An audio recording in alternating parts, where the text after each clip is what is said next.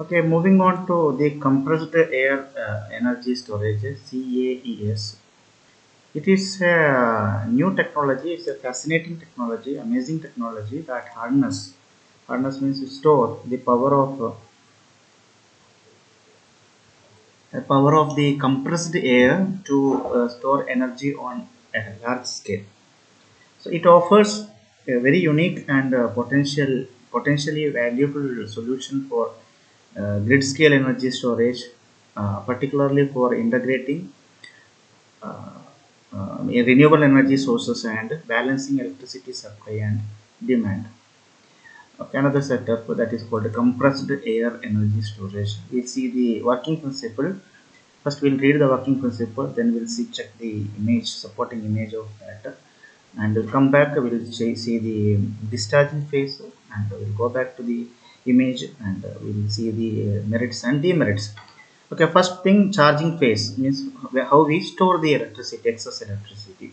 So the compressor it forces a large volume of air into an underground storage facility, typically a naturally occurring cavern or cave, or depleted gas reservoirs. As the air is compressed, its pressure and temperature increase, storing potential energy.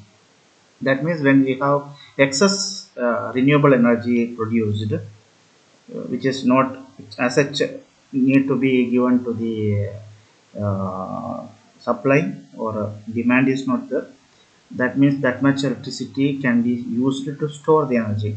Okay, so the electricity formed that is used to run a motor, to run a compressor means that compresses the air, and the compressed air it is sent to a large caves, or the gas reservoirs, the depleted gas reservoirs, one which is natural gas producing reservoirs are there.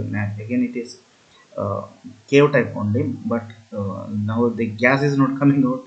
That means that particular gas reservoirs, natural gas reservoirs, can be used. Okay, so cave or gas reservoir which is having leak proof, the air should not leak out. Such a big storage setup can be used.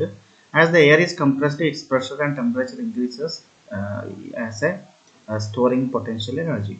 That means when we have excess energy supply from the renewable energy resources, then using a motor, air is compressed in a compressor, and it is sent it to a big caves. Okay, here cave should be bigger here.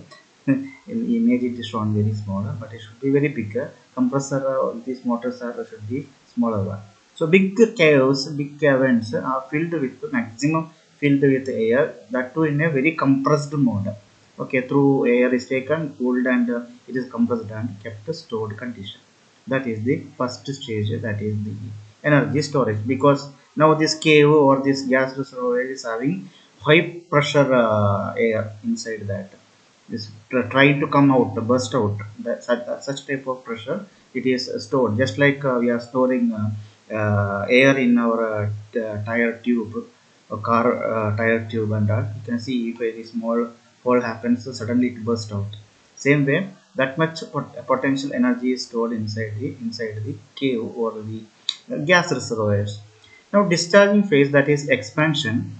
When electricity demand rises, when we are not having the supply of energy from electricity from the renewable energy resources, that time we have to keep it open. Compressed air is released from the storage facility. The expanding air is often heated using natural gas or other fuel to increase its energy content, and it used to drive a turbine generator producing electricity, which is fed back into the grid. That means whenever we need electricity, this air is released, highly compressed air. It comes through a chamber where it is even heated up, so that even the energy increases, and it makes the turbine to rotate, and generator runs, or we are getting the electricity. Now the components, it has got air compressor, that is the heart of the compressed air energy system. Okay, there is compressed air energy system, CAES, responsible for compressing air and storing it in underground reservoirs. Then underground storage facility, this is where the compressed air is stored. Suitable geological formation includes salt caverns or depleted gas reservoirs or aquifers. Then we need a air turbine. During the discharge phase, the expanding air it drives a turbine or expander, which is connected to a generator to produce electricity. So these are the component and what is the use or what it is. Now merits. It uses existing underground formation to store relatively mature technology, can provide large scale storage. So existing underground formations are used or storage are used, not extra, just like the building the dams or a similar type of. Or existing caves are there, unused caves or unused gas reservoirs, they are being used. So it's one of the merit only. So it is a mature technology. The technology is controllable, or it is a grown up technology. You can say mature technology. It can provide large scale storage. So large scale storage is the demerits. Lower efficiency compared to pumped hydro. Pumped hydro gives up to 85 percentage. If you put 100% effort to store the water in the upper reservoir, we are getting 85% back. But in this case, which case the compressed air energy storage system, we are getting up to 70% only. So whatever the air, because some air may get leaked from that, or the pressure may not be sufficient to store the whatever pressure used, that may not be sufficient. So many issues are there. Okay, so it has got limited storage capacity compared to the pumped hydro, and the site selection for caverns can be challenging. Cavern will be in some area, and going to that place to having this type of setup, it is a challenging point. So that these are the merits and demerits. I will stop this video here. I will go to flywheel in the next video.